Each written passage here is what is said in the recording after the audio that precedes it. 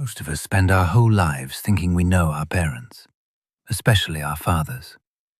We remember the things they missed, the games they didn't come to, the dinners they worked through, the birthdays they were late for. What we almost never see is what they were carrying while they were gone. After my mother passed away, my brother, my sister, and I found one letter she'd hidden for nearly 30 years. By the time I finished reading it, I realized I'd spent most of my life misunderstanding the man I called Dad.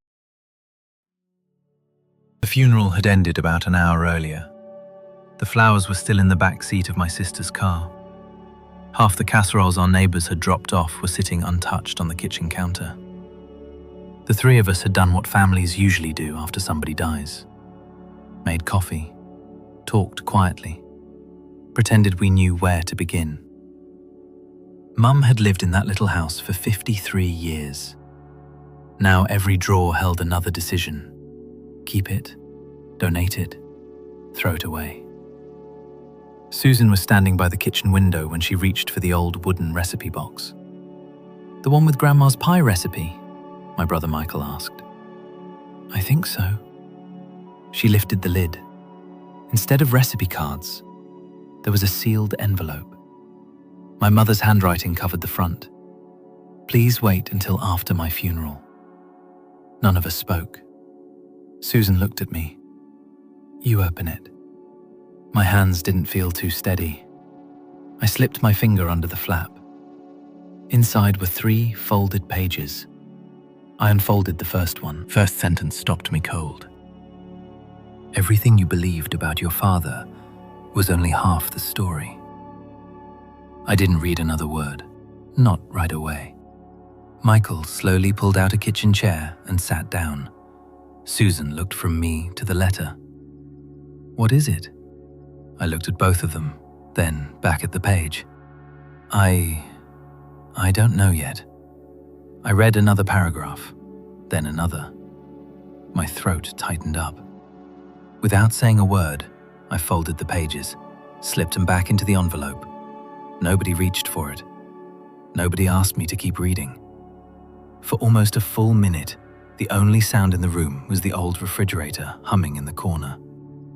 That refrigerator had been making the same noise since the early 90s. Mum always said she'd replace it someday. Never did. Funny. That's the kind of thing you notice after somebody's gone. My name's David. I'm 67 years old. Taught high school history 38 years before retiring. Been married to Carol 42 years. We got 2 daughters, 3 grandkids. Till that afternoon. I'd have told you I understood my parents pretty well. My mother, Eleanor, lived to be 91. She remembered birthdays without writing them down. Mailed Christmas cards before most folks had even finished their Thanksgiving leftovers. Kept extra cookies in the freezer because somebody might stop by. My father died 28 years before she did. Heart attack. 65 years old. Back then, I figured I knew exactly who he'd been. He worked, always. If the factory offered overtime, he took it. Weekend shift, he signed up.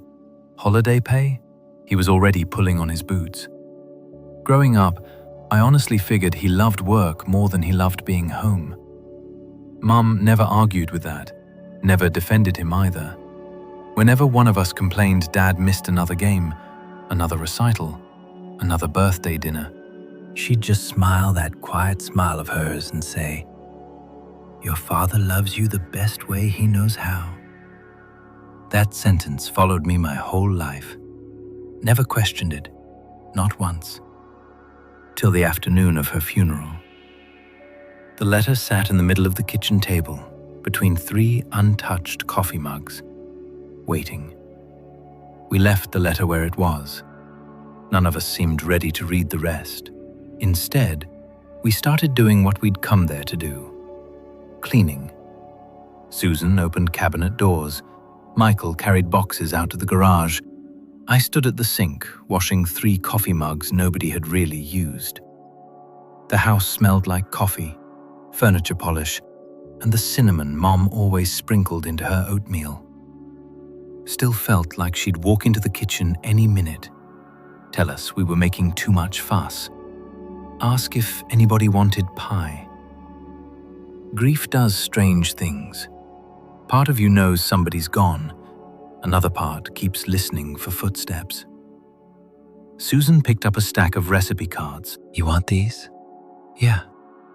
Carol will love them," she smiled. "Mom never measured anything." "No. A little salt, enough flour, bake till it looks right." The three of us laughed, just for a second. Then the house fell quiet again. Michael opened the drawer beside the stove. "Anybody need about 300 rubber bands?" Susan shook her head. "Mom never threw anything away. Guess she figured she'd need it someday." I looked around the kitchen. She'd lived alone almost 30 years after Dad died, but somehow the house never felt lonely. She had routines: coffee at 6, a crossword after breakfast, library books stacked beside her chair, a phone call with Susan every Thursday, Sunday dinner at my house whenever she still felt like driving. Everything had its place, including us. Around noon, we moved into the dining room. Old china cabinet, family photographs, boxes of Christmas ornaments. Michael picked up a faded picture. "Remember this?" It was Dad, standing beside our first station wagon. Couldn't have been more than 8. One hand rested on my shoulder, other held a fishing pole. "I don't remember that trip." Susan smiled at the picture. "I do. You caught one tiny bluegill. Dad laughed so hard he almost dropped the camera." Funny. I remembered the fish. Didn't remember him laughing. Longer we sorted through the house, the more I realized memories are selective. You don't remember life, you remember moments, and sometimes you remember the wrong ones. Later that afternoon, I walked into the garage. Dad's old work boots were still sitting beneath the workbench, right where Mum had left them. Worn leather, cracked laces, concrete dust still trapped in the seams. He'd been gone almost 30 years.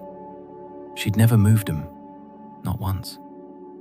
Beside the boots sat his old metal lunchbox, blue paint chipped around the edges. I picked it up, empty.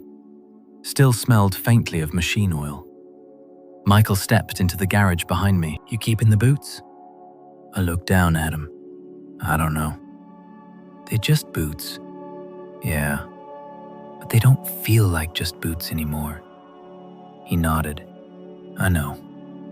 Neither of us mentioned the letter. Didn't have to. It was changing everything, before we'd even finished reading it. That evening, the three of us sat back around Mom's kitchen table. The envelope was still lying right where we'd left it. Susan slid it toward me. "I think we're ready."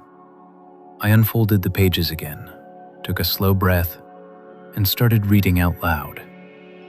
My mother never wrote long letters. Birthday cards, Christmas cards, maybe a page now and then.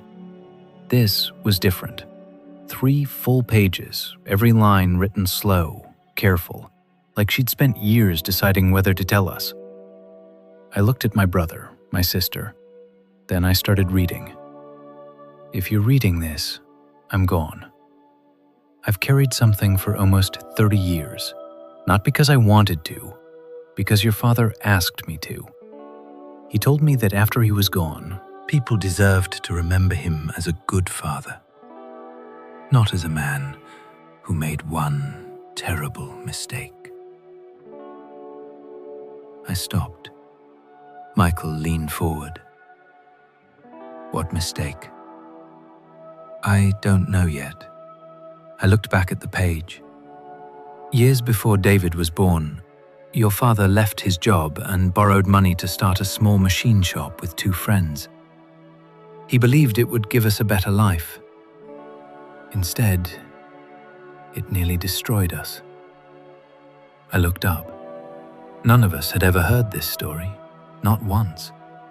Dad had worked at the same manufacturing plant for as long as any of us could remember. Far as we knew, that had always been his life. I kept reading. The business failed in less than a year. The partners lost everything. We almost lost the house. Your father blamed himself, not the economy, not his partners, himself. I could hear Susan quietly breathing across the table. Mum's handwriting never changed, steady, careful, even here. One night he sat at this same kitchen table and said something I'll never forget. If we ever get through this, I'll never let this family feel that kind of fear again. He kept that promise, but it cost him more than any of us realized. Michael rubbed both hands over his face. So that's why... Didn't finish. Didn't need to. I read on. When the factory offered overtime, he never said no. Weekend shifts, night shifts, holiday shifts, he took every one of them. Not because he loved working, because he believed one mistake had almost ruined the people he loved. He spent the rest of his life trying to repay a debt that no longer existed, at least, not outside his own heart. Nobody moved. The old wall clock ticked behind us. Same clock, same slow rhythm. I'd heard it my whole childhood. Don't think I'd ever really listened to it before. Then came the part that stayed with me more than anything else. Many times I wanted to tell you children the truth. Many times, especially after another missed birthday, another baseball game, another school concert. but every time, your father would ask me not to. He'd say, "Don't make excuses for me. Just let the kids think I work too much. That's easier than letting them know I almost failed them before they were even born." I lowered the pages. Room stayed quiet. Finally, Susan spoke. I spent years thinking he chose work over us. So did I, Michael said. I looked toward the garage, toward those old work boots sitting under the workbench. First time in my life, I wasn't remembering a man who loved his job. I was starting to see a man who'd spent 40 years trying to outrun 12 months of failure. And all of a sudden, my childhood hadn't changed. Only my understanding of it had. For a while, none of us spoke. The letter rested in my hands. I'd spent most of my life believing I understood my father. Now, I wasn't sure I'd understood him at all. I turned the page. Mum had one more section to tell us. You children saw your father leave before sunrise. You saw him come home tired. You saw him miss games. You saw him fall asleep in his chair. You saw all of that. What you couldn't see was the fear that followed him everywhere. Every overtime shift convinced him he'd bought your future back one more day. I looked across the table. Michael stared at the floor. Susan quietly wiped one eye. Nobody was crying. Not exactly. Felt more like regret. Like we'd all spent years judging somebody who'd never once tried to defend himself. Strange part, the memories themselves hadn't changed. Only their meaning had. I suddenly remembered one winter night. Snow covered Dad's shoulders when he came through the back door. Boots left wet prints across the kitchen floor. Mum reheated his dinner. He barely finished eating before falling asleep at the table. Back then, I remember thinking, he doesn't even want to be here. Now, I wondered if he'd simply reached the end of what his body could give. Another memory surfaced. I was 11, Maybe 12. My bicycle chain had snapped that afternoon. I was furious. Wanted to ride with my friends the next morning. Dad didn't get home till after 10. I was already asleep. Sometime during the night, I remember hearing metal tools clinking in the garage. Next morning, my bike was leaning against the porch. Chain fixed, tires pumped, handlebars tightened. Never thanked him. Honestly, don't think I even wondered when he'd found the time. Just grabbed the bike and rode away. Then I thought about birthdays. Every year there'd be a card, $20 tucked inside. Later, 50. Turn 16, 100. Mom always handed it to me. Your father already left for work. I'd open it, count the money, think, money again. Now I saw it different. Dad wasn't trying to replace himself with money. Money was simply the only language he believed he still had left. Not the same thing, not even close. I looked back at the letter. Please don't be angry with your father. He'd punished himself enough for all of us. I watched him do it for almost 40 years. He believed one mistake defined him. It never did. I only wish he'd believed that too. I lowered the pages. Afternoon sun stretched across the kitchen table. Everything looked exactly the same. Old curtains, the sugar bowl, the tiny crack in the tile beside the refrigerator. Only we weren't the same anymore. Michael finally broke the silence. You know what keeps bothering me? What? All those years. I thought Dad chose work. He looked toward the garage. Maybe he honestly believed he wasn't allowed to choose anything else. Nobody answered, because none of us knew, and none of us ever would. Dad had been gone almost 30 years. Mom had taken the rest of the story with her.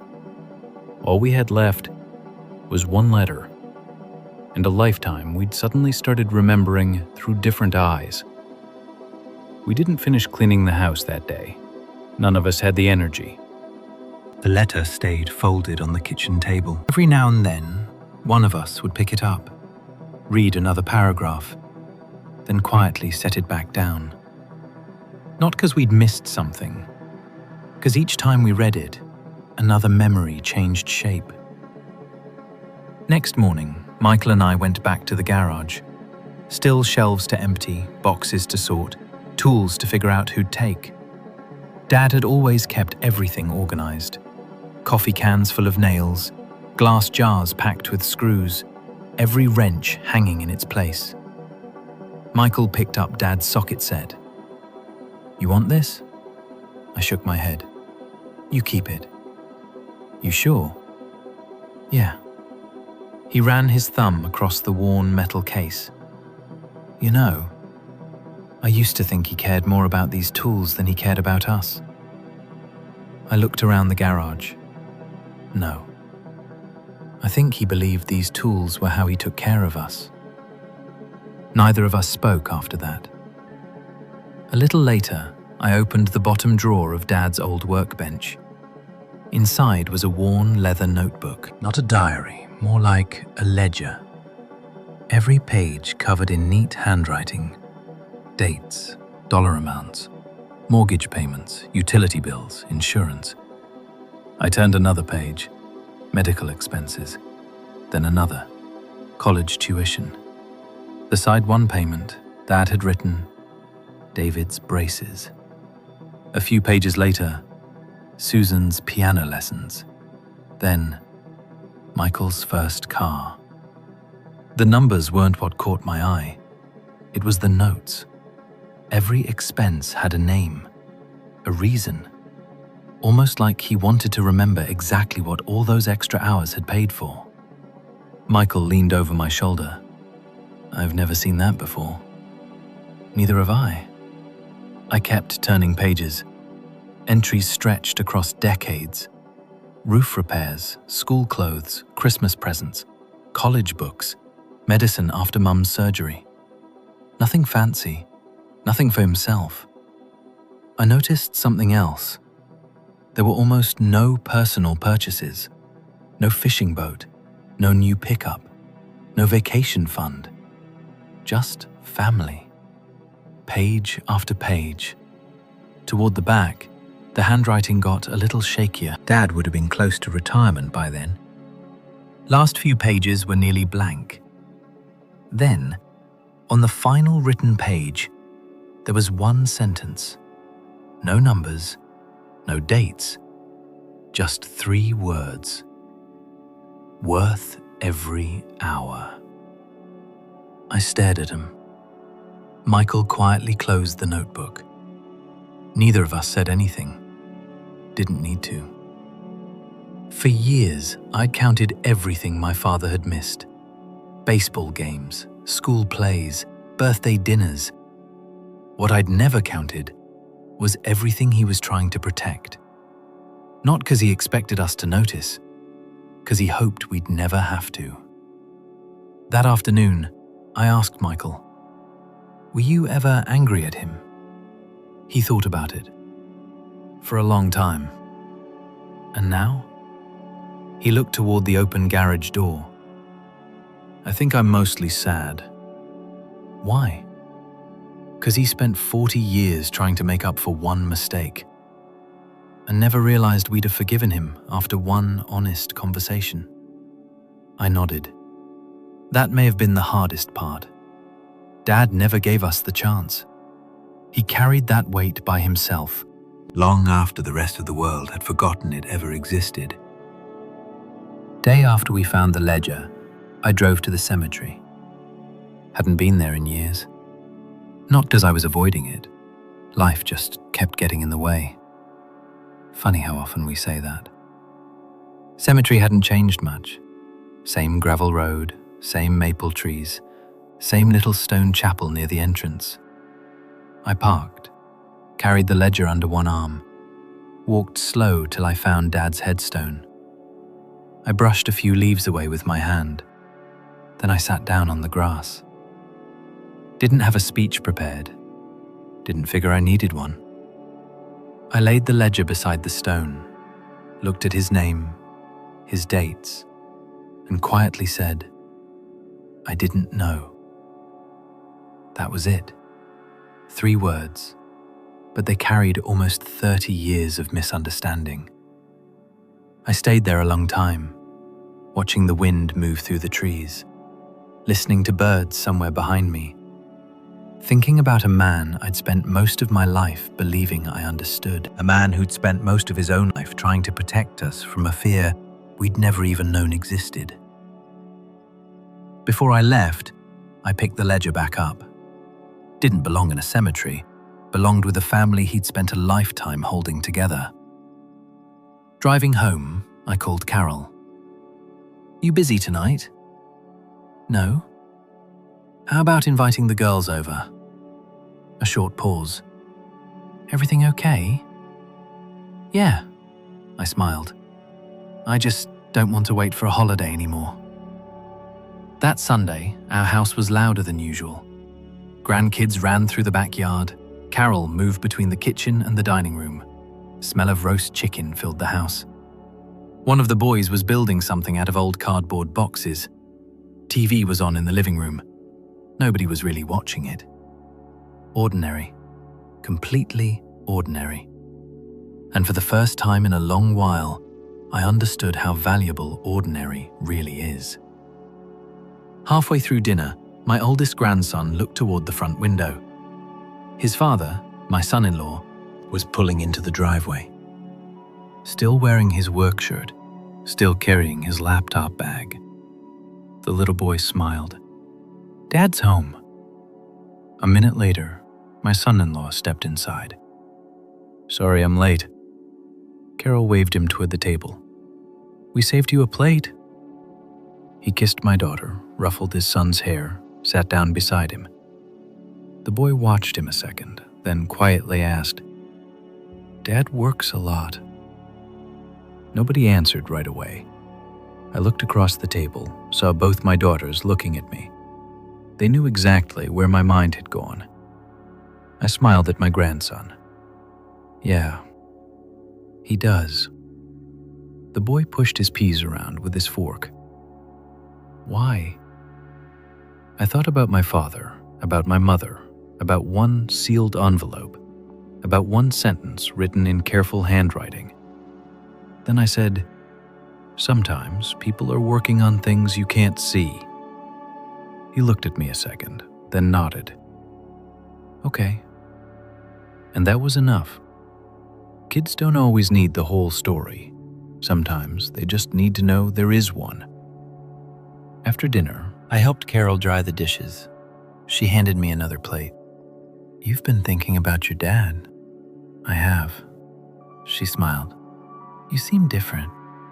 "Do I?" "Yeah." "How?" She looked at me a second. "I think you finally stopped being angry with him."